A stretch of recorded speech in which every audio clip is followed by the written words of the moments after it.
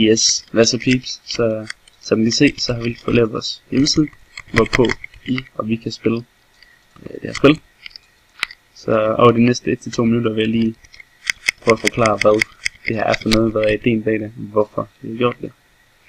Så ja, så som I kan se på gameplayet, så styrer vi den her fil, som ligesom skal undgå de her mange øl, som kommer susende mod dig, eller som du kører forbi på den her vej.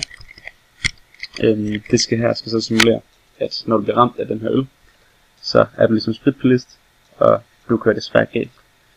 Men ideen bag det her er, at spritkørsel er et problem, specielt for mange unge, som måske ikke tænker sig super godt om. Ikke altid. De tror, at de sagtens skal klare det. Der er intet, der kan gå galt, i hvert fald ikke for dem.